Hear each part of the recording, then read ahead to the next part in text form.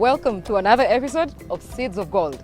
Today we've traveled to the land of honey and milk. We are in Mbarara City and we are with Mr. Martin Kananura, who has ventured in everything animal and crop husbandry.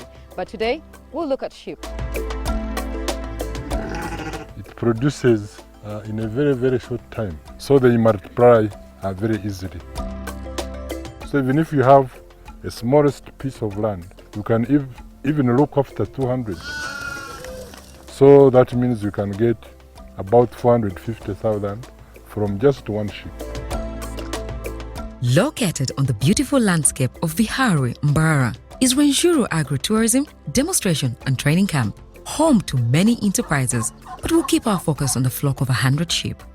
We meet the brain behind this extraordinary farm, Mr. Martin Kananura, a teacher by profession and a very passionate farmer. So talk to us, Mr. Kananura. Why sheep? You see, we have about 100 herds of sheep, and we look after sheep because it produces in a very short time. So a sheep can produce 2 or 3, and in a year it can produce twice.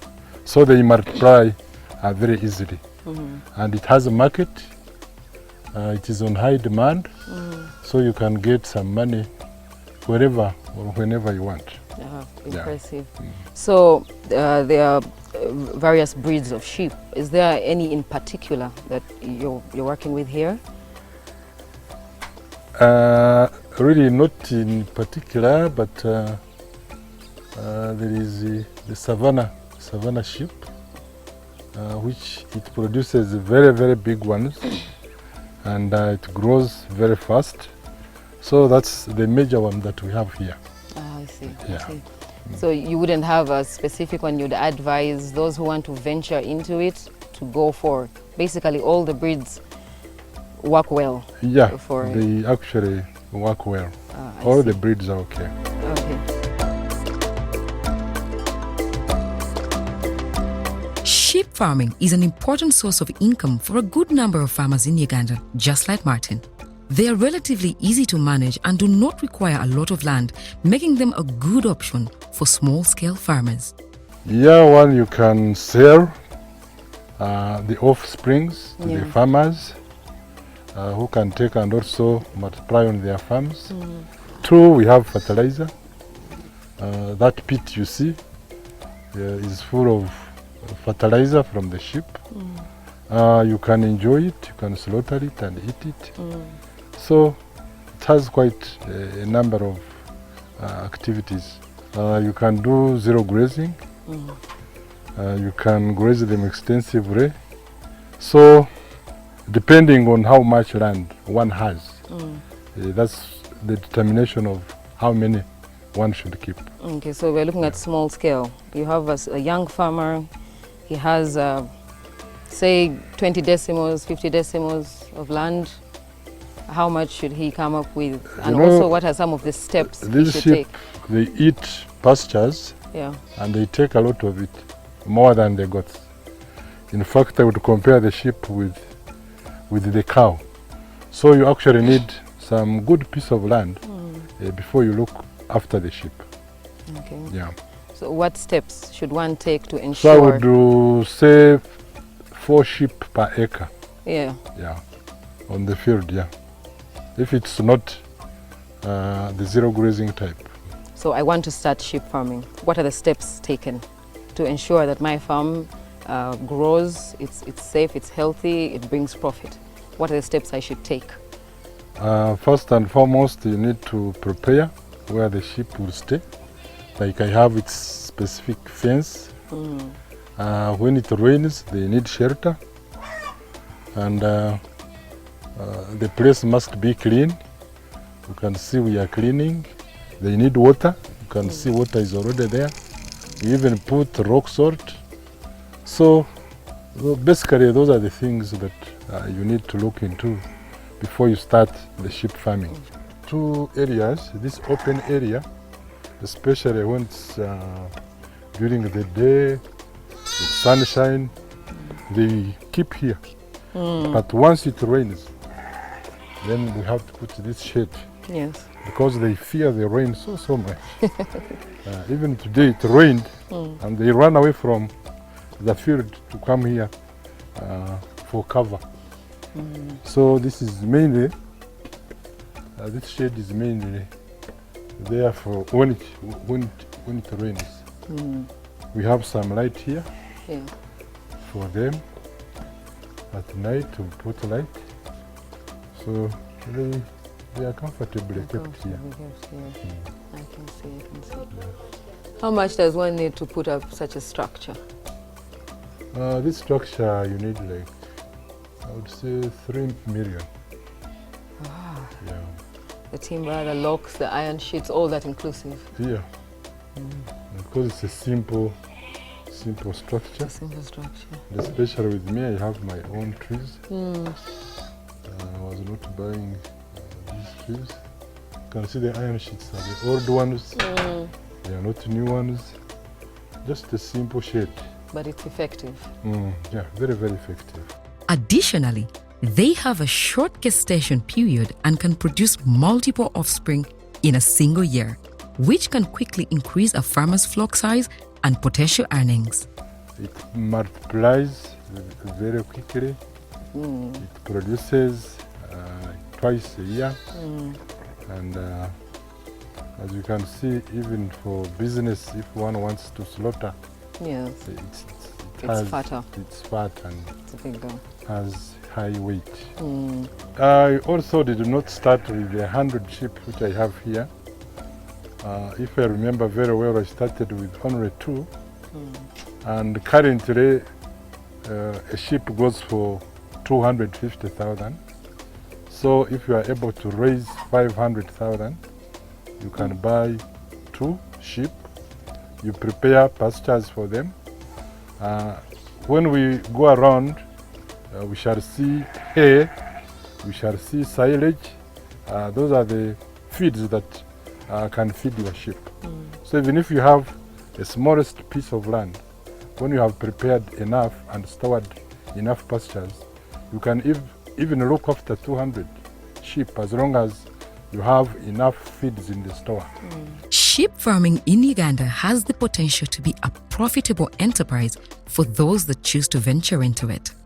However, farmers need to be aware of the challenges and implement good animal husbandry practices to ensure the health and productivity of their flocks, as we'll learn from the practices employed on this farm. Good enough sheep don't fall sick so regularly. But we do spraying like once in 2 weeks because they also carry ticks. So you need to spray them, and it's a very good project that one should venture in. Yeah. The tags are for identification purposes. For example, if you want to sell one, we want to slaughter one for record keeping. Also, In our records, this is got this type, this breed. Either you sell it or it dies. So this is for record keeping. So whatever the circumstance, you're able to know whenever you're taking stock. But we'll go for a short commercial break, and when we return... Even I've been out in Israel. Mutton is on high demand.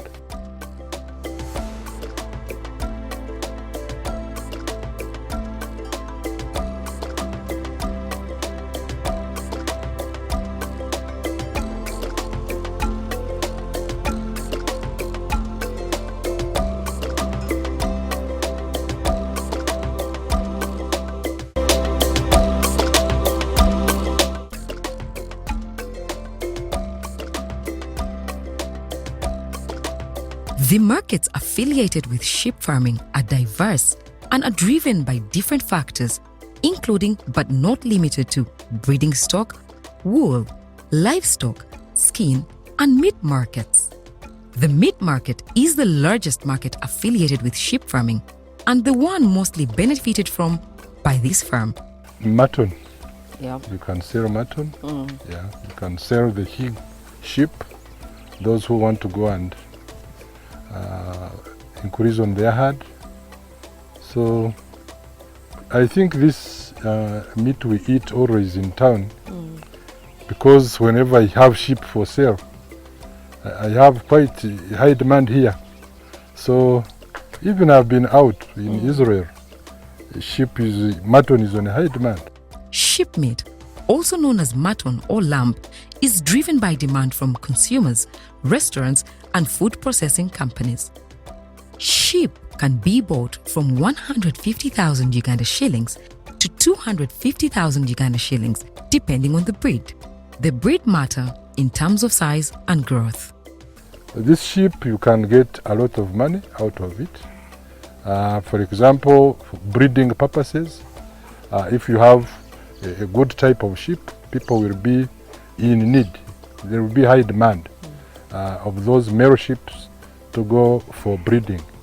Also, you can sell the mutton, or the meat. A kilo, I think, goes to 15,000. So, and these sheep are very heavy. One can go for 20 to 25 kilos. So that means you can get about 450,000 from just one sheep. So there is a lot of money which you can get out of this project, and you can start small and grow big.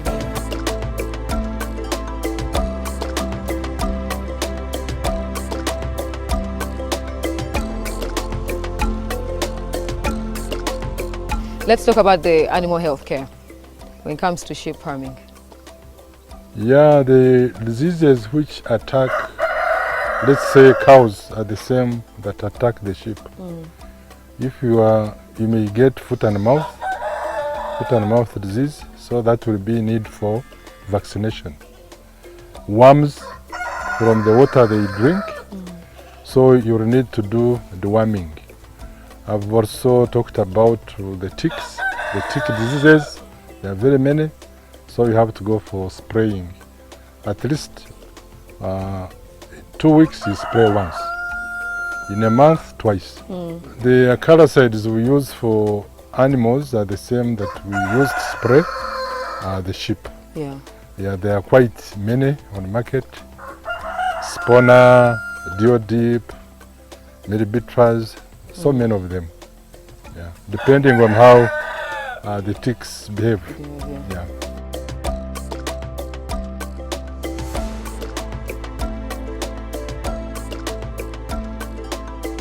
Here are a few tips to consider before and while getting into sheep farming. It is often wise to have an expert's guidance as you rear sheep to minimize losses and to guide you on the characteristics of breed you choose. Check physical conditions of the sheep before buying. Sheep can produce twice a year. They can feed on poor quality pastures, which means a farmer doesn't incur high expenses on buying feeds. Sheep thrive in spacious environments, so make sure to build a big, spacious pen for them. They are good grazers and eat a lot more grass than goats, so if you need lawnmowers, well, you know what I mean. We have so many animals, one of them is sheep, so we are good at managing sheep.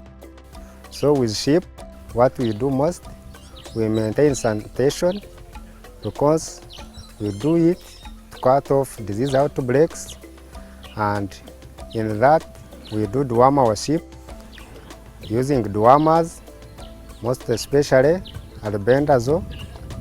That one we use it orally through the mouth, then ivermectin through subcutaneous injection, and liververse, thiamine, as I may say. Then other managements, we do detail to reduce the intake of external parasites. With sheep managements, what we do most of the time, some farmers, they don't know that when you set them free in the farm, early morning when there is a dew petal, ningashi locally known as orme, it affects their hooves. Sometimes you find that they suffer from hoof rots kushanga nzizunda ebijere offs ebenwana kusanga zine koburondaronda amenwa some wounds on their mouth. So in that, for us here at Rwenzori United Traders, what we do, we set them free towards afternoon at around 11 a.m. when the dew petals have already get off. Then that's when we set them free in the field for grazing. Then in the morning, when the environment is still conducive for parasites, it's not good to set your animals free in the farms to eat. You wait on until the sunshine comes, and the parasites try to escape the sun, then pastures, most of the pastures are very free for animals to take, and in that you escape parasites like worms, which are like worms, and ticks as well.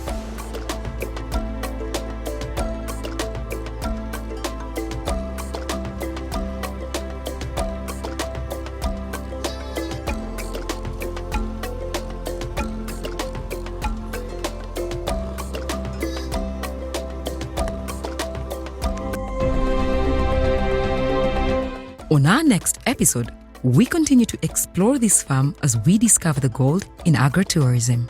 At Rwenzori Agritourism and Demonstration Farm, everything is catered to.